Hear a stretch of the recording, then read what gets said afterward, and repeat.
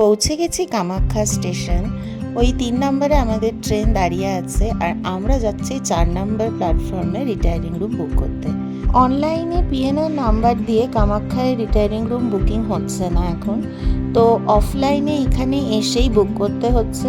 আমি নেট থেকে নাম্বারটা পেয়েছিলাম আগেই, তো ফোন করে জেনে নিয়েছিলাম। ওনারা বলেছিলেন যেদিন আসবেন সেদিন এসে অন স্পট আপনারা বুকিং করতে পারেন। আমার হাজব্যান্ড অলরেডি ফার্স্ট ফ্লোরে ওদের রিসেপশনে গেছে রুম বুক করার জন্য।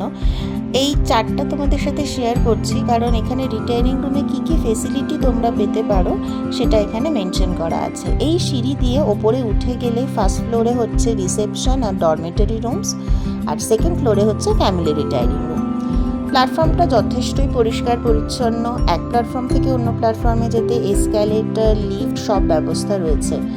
এখানে কাছেই একটা স্টল ছিল, আমার মা ওখান থেকে কিছু মিষ্টি জাতীয় প্যাকড খাবার নিয়ে এসেছে। আমি তো নাম এদের জানি না, তোমরা জানলে অবশ্যই আমাদেরকে কমেন্টে জানিও। চলে এসছি সেকেন্ড ফ্লোরে আমাদের রিটায়ারিং রুমের কাছে। 2 ঘন্টার জন্য আমরা এখানে রুম বুক করেছিলাম, যার জন্য আমাদের ভাড়া লেগেছে 1,500 টাকা। তো আমার হাজব্যান্ড বললো যে 24 ঘন্টার জন্য বুকিং করলেও 1,500 টাকাই লাগবে, মানে পার ডে কস্ট হচ্ছে 1,500 টাকা একটা রুমের, ফ্যামিলি রিটায়ারিং রুম। এখানে ওপর থেকে কিন্তু বাইরের ভিউটা ভীষণই সুন্দর, পুরো চারিদিকের দেখো, তোমরা নিজেরা দেখলেই বুঝতে পারবে। আর বন্দে ভারত এখন দাঁড়িয়ে আছে, আবার কামাখ্যা স্টেশন থেকে বিকেল 6:20 সময় ছাড়বে, যেটা পরের দিন হাওড়াতে সকাল 8:20 পৌঁছাবে। অনেককেই দেখলাম এখানে রিটায়ারিং রুমে থেকে কামাখ্যা মন্দিরে কিন্তু পুজোও দিতে যাচ্ছে। কামাখ্যা স্টেশন থেকে কামাখ্যা মন্দিরের ডিস্টেন্স হচ্ছে অ্যাপ্রক্স 7 থেকে 8 কিলোমিটার। আর 4 নম্বর প্ল্যাটফর্মের বাইরে পার্কিং রয়েছে, সেখান থেকে অটো তোমরা পেয়ে যেতে পারো। তো এখানে রিটায়ারিং রুম বুক করে যারা পুজো দিতে আসতে চাও আরামসে কিন্তু পুজো দিতে পারো। এখানে টোটাল 10টা ফ্যামিলি রুম রয়েছে, সিসিটিভি কভারেজ রয়েছে, ফায়ারের জন্য যথেষ্ট ভালো ব্যবস্থা রাখা হয়েছে। আমরা এর মধ্যে যে রুমটা পেয়েছিলাম তার ভিউ তোমাদেরকে দেখিয়ে দিই, রুমটা কীরকম ছিল। ঘরটা অনেকটাই বড়, খোলামেলা।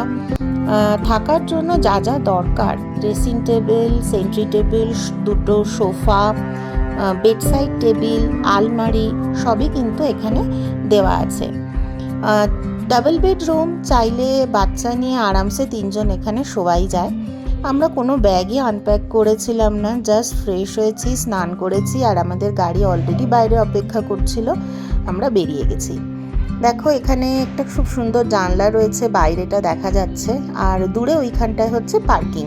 সব নিয়ে কামাখ্যা রিটায়ারিং রুমও 100% রেকমেন্ডেবল থাকার জন্য। আমরা যাব কামাখ্যা থেকে কাজিরাঙ্গা, যেটা দূরত্ব প্রায় 231 কিলোমিটার অ্যাপ্রক্স। আমাদের সব স্নান হয়ে গেছে, চলে এসেছি ফার্স্ট ফ্লোরে। এখানে ডরমেটরি আর জনআহার রয়েছে। এইখানটা দিয়ে ওপরে উঠে গেলেই হচ্ছে আমাদের ফ্যামিলি রিটায়ারিং রুমগুলো। আর এর ভেতরে ওইখানে রিসেপশন রয়েছে, ডরমেটরির দরজাটাও ওদিকে, আর এইখানটায় হচ্ছে জনআহার। দেখতেই পাচ্ছ খুব সুন্দর পরিষ্কার পরিচ্ছন্ন, টেবিল চেয়ারের ব্যবস্থা রয়েছে। রেড চার্টটাও একটু তোমাদের সাথে শেয়ার করে দিলাম।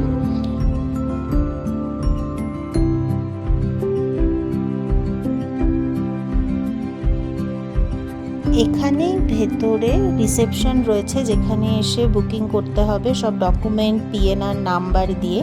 আর ওইদিকে সোজা চলে গেলে পরপর ডরমেটরিগুলো রয়েছে।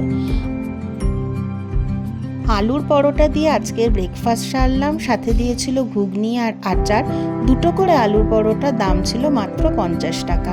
কাজিরাঙ্গায় যাওয়ার পথে আবার দেখা হচ্ছে।